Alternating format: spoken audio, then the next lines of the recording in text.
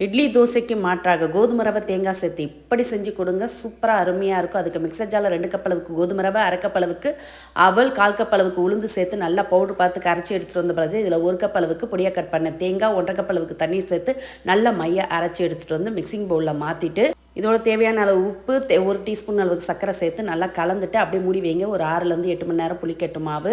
இப்போ இதுக்கு வேண்டிய சட்னி ரெடி பண்ணுறதுக்கு கடாயில் 1 டேபிள் ஸ்பூன் அளவுக்கு எண்ணெய் ஊற்றி சூடானதும் பூண்டு, சீரகம், வரமிளகாய் 1, 2 பச்சை மிளகா, கூடவே 3 பழுத்த தக்காளியை கட் பண்ணி சேர்த்து நல்லா வதக்கிக்கங்க. வதக்கி அதை அப்படியே மூடி வச்சிங்கன்னா தக்காளி வந்து சாஃப்டானதும் அடுப்பு ஆஃப் பண்ணிவிட்டு இது மாதிரி மிக்சர் ஜாரில் மாற்றி தண்ணி சேர்க்காமல் நல்லா மைய அரைச்சி எடுத்து வச்சுக்கோங்க.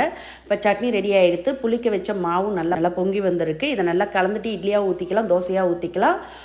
வேண்டிய மாவு ஊற்றிக்கிட்டு மீதியை ஃப்ரிட்ஜில் ஸ்டோர் பண்ணி 2 நாள் வச்சு ஊற்றிக்கலாங்க. இப்போ அந்த மாவுலேருந்து தவாவில் ஒரு 2.5 கண்டி அளவு மாவு ஊற்றி இது மாதிரி மூடி வச்சு ஒரு சைடு செவந்ததும் எடுத்து சட்னியோடு சுட சுட பரிமாறி பாருங்கள். சூப்பர்.